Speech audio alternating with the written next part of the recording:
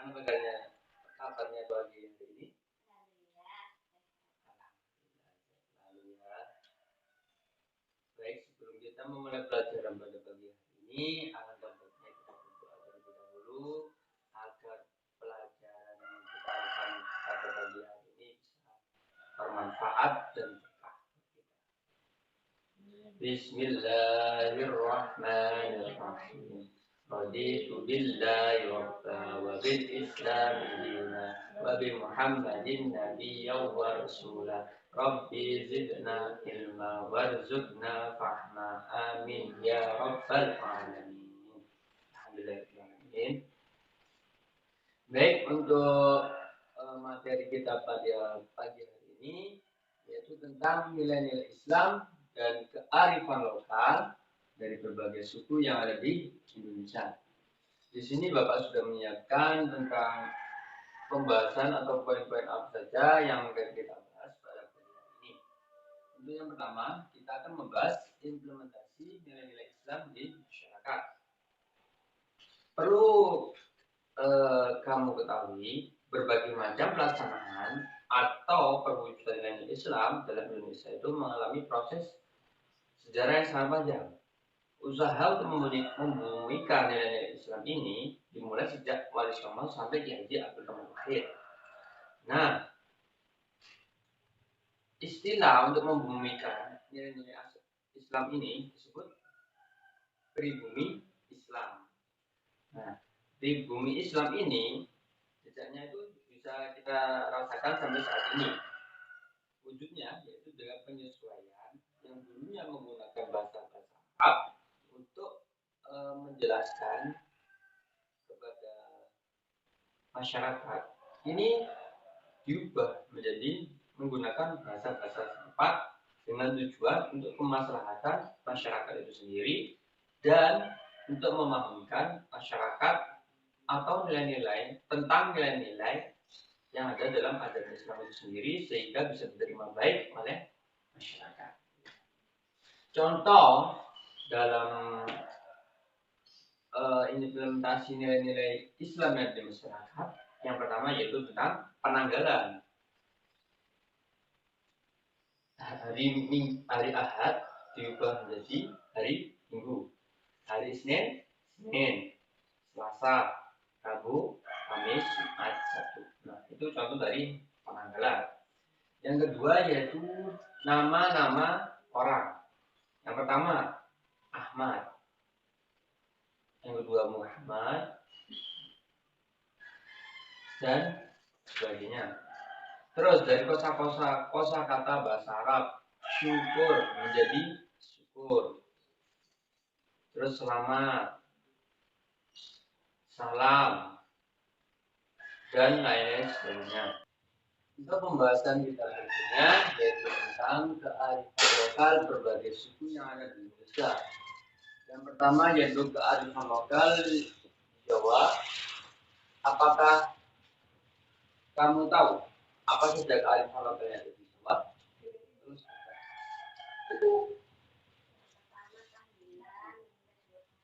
pengajian. Terus yang ketiga, yang keempat, yang kelima, setelah itu liburan. Apa lagi? Liburan. Setelah itu megengan. Apa lagi? Suranan. Terus berat dan berat. Apa lagi? Baik.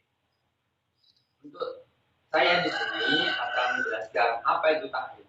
Tahlilan di sini itu berisi tentang tawasul, terus bacaan-bacaan yang diambil dari Al-Quran dan Hadis, sampai doa yang dibaca Abdul Qadir Al-Imam.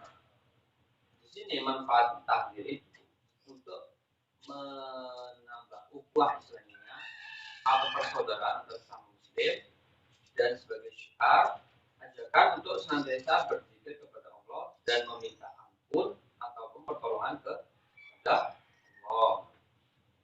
Selanjutnya yaitu pengajian. Pengajian di sini itu berisi tentang untuk menyampaikan materi-materi agama kepada orang lain. Contoh pengajiannya yaitu biasanya dilakukan pada Jumat Legi, Ahad Pon, seperti itu. Selanjutnya yaitu peringatan Hari Besar Islam. Peringatan Hari Besar Islam ini contohnya yaitu peringatan Idul Fitri, Idul Adha, terus Maulid, dan lain sebagainya. Yang keempat yaitu Sekaten. Sekaten ini untuk memperingati Maulid Nabi Muhammad SAW yang biasanya itu dilakukan di daerah Keraton Yogyakarta. Dan peringatan ini biasanya itu dilakukan seminggu sebelum 12 Rabiul Awal. Selanjutnya yaitu Grebek Maulud. Grebek Maulud ini merupakan puncak dari peringatan Maulid Nabi Muhammad SAW yang dilakukan di Masjid Agung yang di dalamnya diisi tentang bacaan riwayat Nabi dan ceramah agama. Selanjutnya yaitu takbiran. Takbiran ini merupakan budaya untuk memperingati atau peringatan sebelum Hari Raya Idul Fitri pada pagi hari. Dan takbir ini biasanya dilakukan malam sebelum hari raya. Selanjutnya yaitu liburan. Liburan ini merupakan budaya yang dilakukan pada malam 21 Ramadan untuk mendapatkan Lailatul Qadar. Megangan ini untuk merupakan budaya untuk menyambut bulan suci Ramadan. Dan ini biasanya rutin dilakukan di daerah Kudus dan Semarang. Selanjutnya yaitu Suranan. Suranan merupakan budaya ziarah wali dengan membagikan makanan pas jenang suro sebagai bentuk syukur kepada Allah Subhanahu wa taala. Berikutnya yaitu nyadran. Nyadran ini merupakan bersih makam atau ziarah yang dilakukan kepada leluhur ataupun saudara. Dan biasanya ini dilakukan mulai pagi sampai menjelang waktu zuhur. Yang terakhir yaitu apa? Lebaran kupat. Lebaran kupat ini merupakan budaya yang dilakukan seminggu setelah Hari Raya Idul Fitri. Nah, ini merupakan puncak atau yang paling enak dari Idul Fitri sendiri. Jadi kita bisa melakukan bersama, kumpul bersama, seperti itu. Baik, yang kedua kita membahas tentang kearifan lokal yang ada di Madura.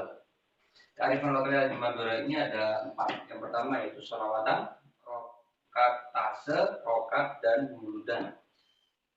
Untuk sholawatan ini merupakan pembacaan sholawat yang dilakukan secara keliling di rumah penduduk.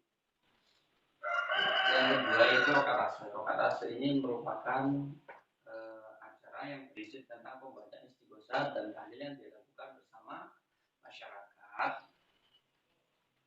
dan dipimpin oleh seorang pemuka agama.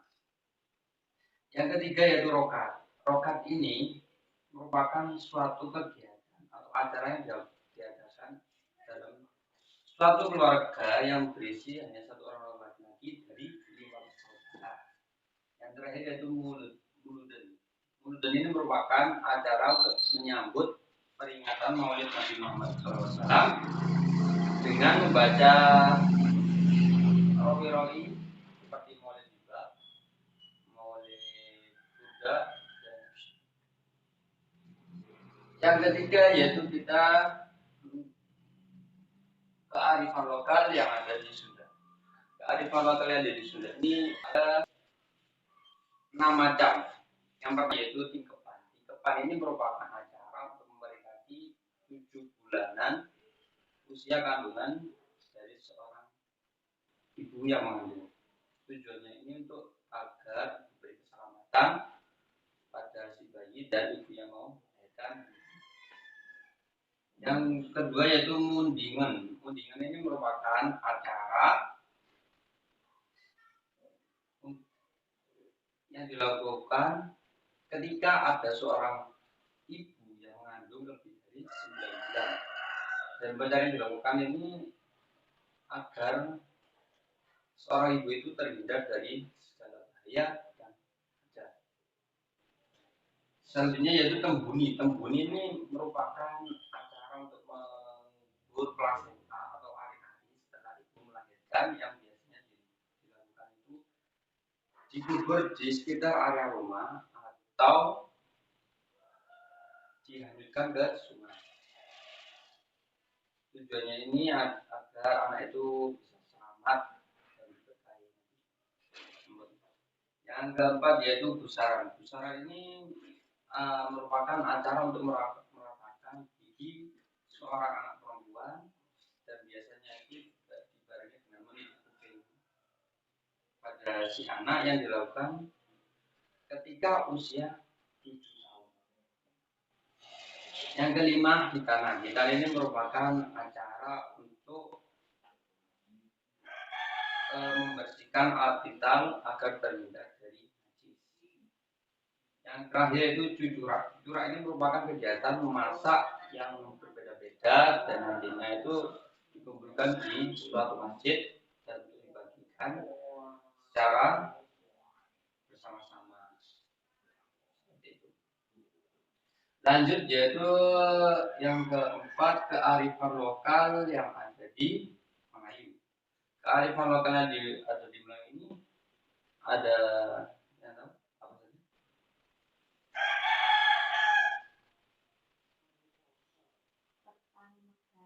Petang Megang.